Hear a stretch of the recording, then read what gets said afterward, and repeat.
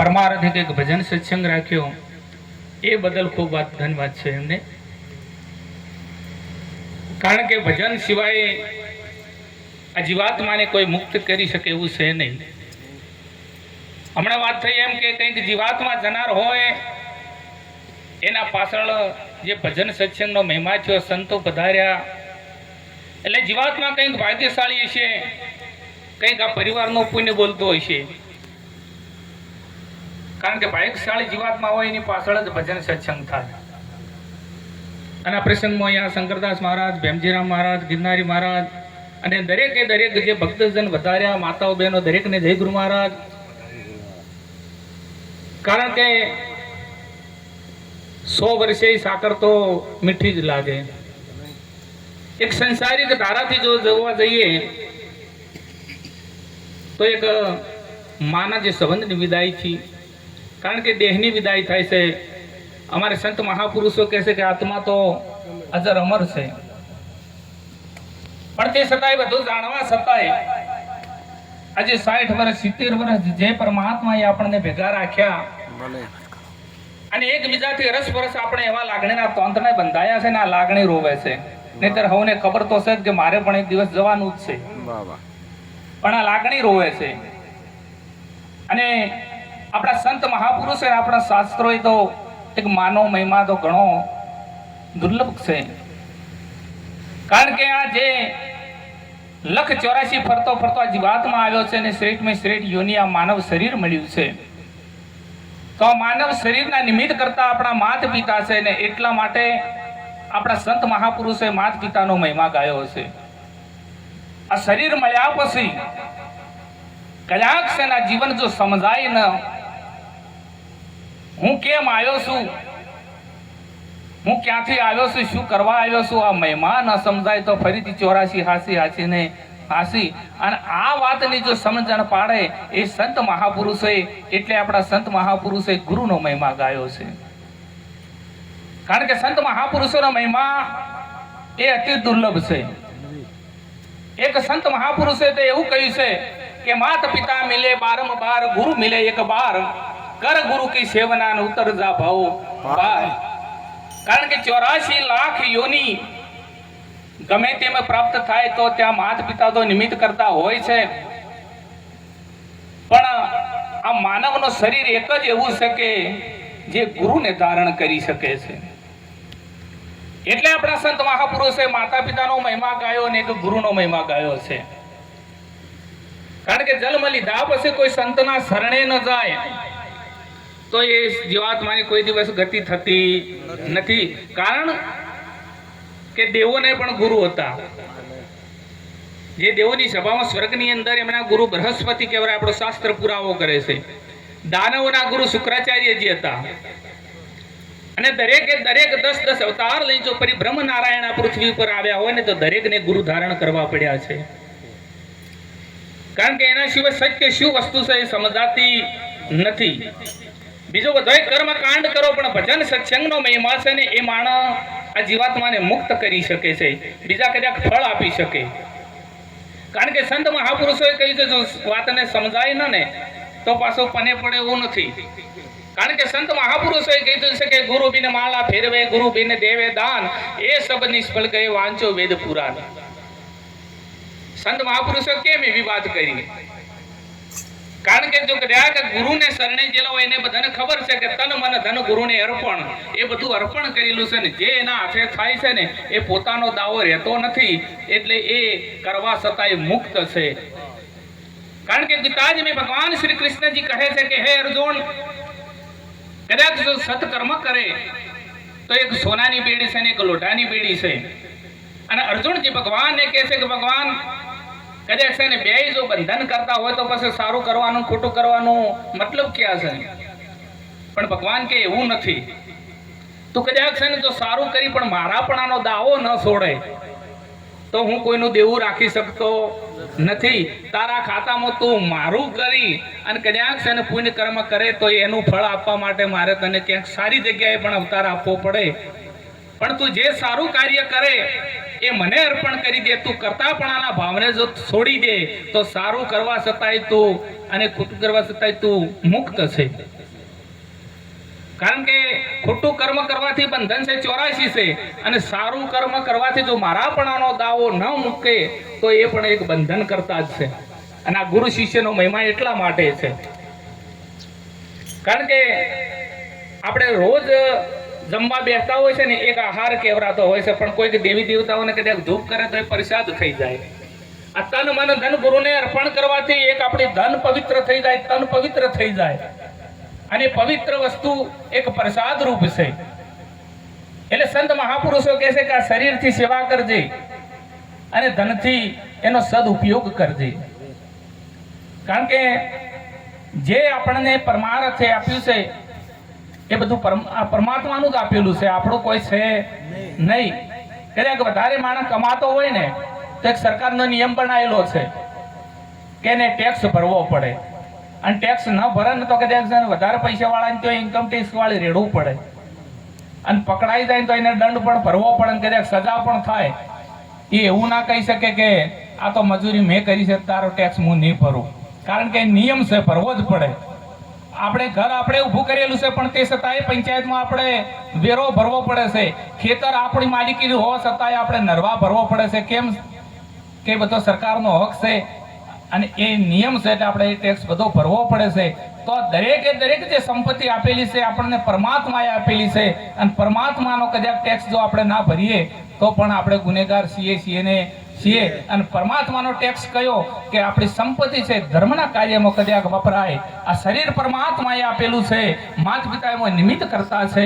એટલે શરીરથી કદાચ જો માતા પિતાની સેવા થાય, સંત સાધુઓની સેવા થાય, સમાજની સેવા થાય, અને સારા કાર્યમાં કદાચ આ શરીરથી સેવા થાય તો એ ટેક્સ ભર્યો ગણાય, નહીતર એ પણ કુદરતનો ગુનેગાર છે ને છે.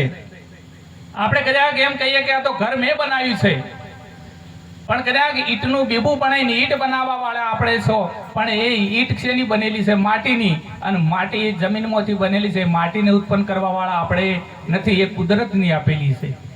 દરેકે દરેક જે ચીજ વસ્તુ આ પૃથ્વી પર આપણે વાપરીએ બધું પરમાત્માની જ બનાવેલી છે.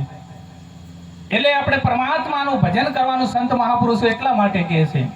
આ જીવન શું છે, કેવી રીતે જીવવું એનું સંત મહાપુરુષો આપણને રાહ ચીંધે છે.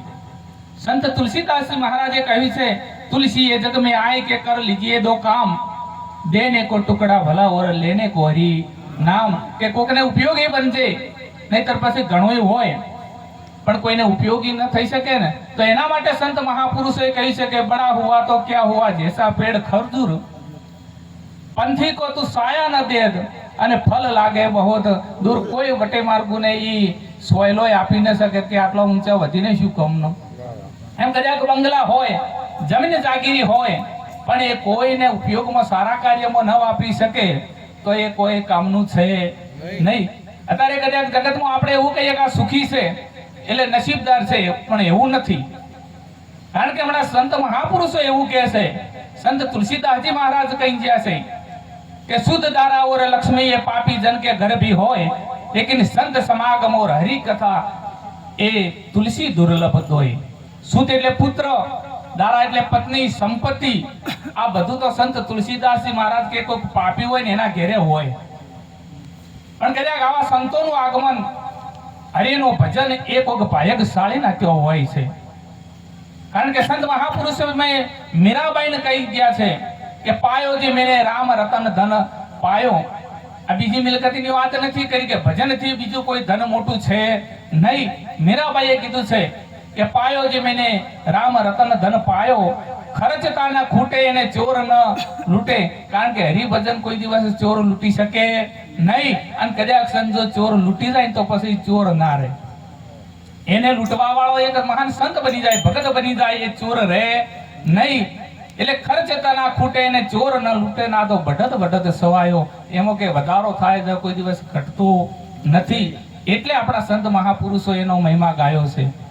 કારણ કે આદુ અનાદિથી આ ભજન સત્સંગ ચાલુ છે, કોઈ આપણે ઊભું કર્યું નથી. બીજા બધાય કદાચ કર્મકાંડ આપણા ઉભા કરેલા છે, પણ શાસ્ત્રને આધીન હોય, કોઈ સંત મહાપુરુષોને આધીન હોય તો એ આ ભજન સત્સંગ છે કે 4 યુગથી જે ગવાય છે.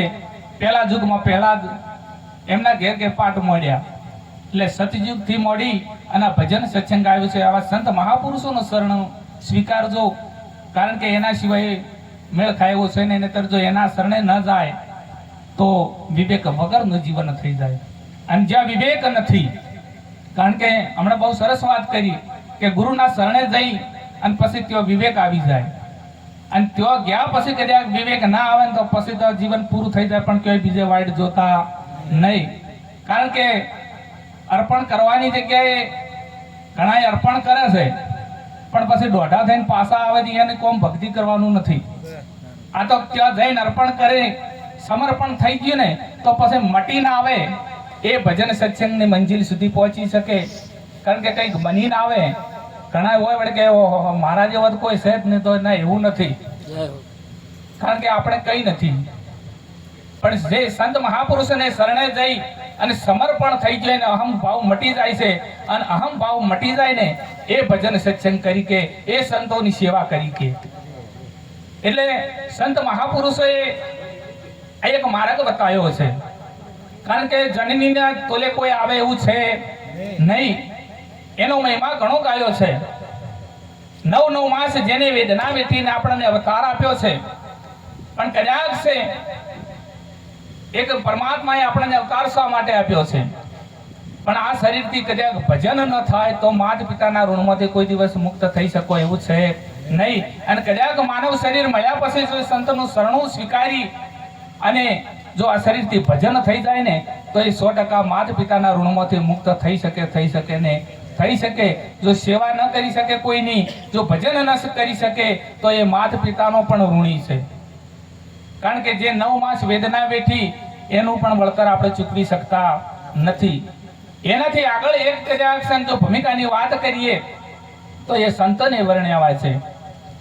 અરે એક ડગલું મેં એ અધિક જોયા જનનીથી જગ સંત, જનની સુડાવે સંત જગાડે, જનની સુડાવે સંત જગાડે, અને ભેટવી દે ભગવંત સંતોનો એ સ્વભાવ છે એવો, માર્જને તાન ખોળા જેવો.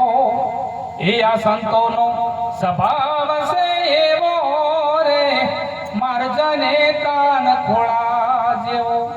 કે જનની કદાચ છે ને એના ઋણમાંથી કોઈ દિવસ માનવ મુક્ત થઈ શકતો નથી.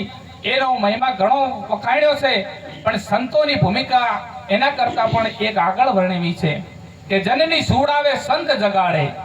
આદિ વ્યાધિ ઉપાધિથી કામ ધંધેથી કદાચ દીકરો કંટાળીને આવ્યો હોય અને માં જો માથે હાથ મૂકી દે ને તો મીઠી નીંદર આવી જાય, પણ આ જગતના સંતો કદાચ એને માથે હાથ મૂકી દે ને તો એ જાગી જાય છે. એટલે જનની એમ કહેશે કે તું સુઈ જા, ત્યારે જગતના સંતો કહેશે કે તું જાગી જા. એટલે પથારીમાં ગોદડું પાથરીને ઊંઘ્યા હોય એની વાત નથી, ઊંઘવાની એને જાગવાની વાત નથી. જ્યાં સુધી અજ્ઞાનતા છે ત્યાં સુધી ઊંઘ છે, અને જ્ઞાન દિશા પ્રાપ્ત થાય એને જાગવાનું કહ્યું છે.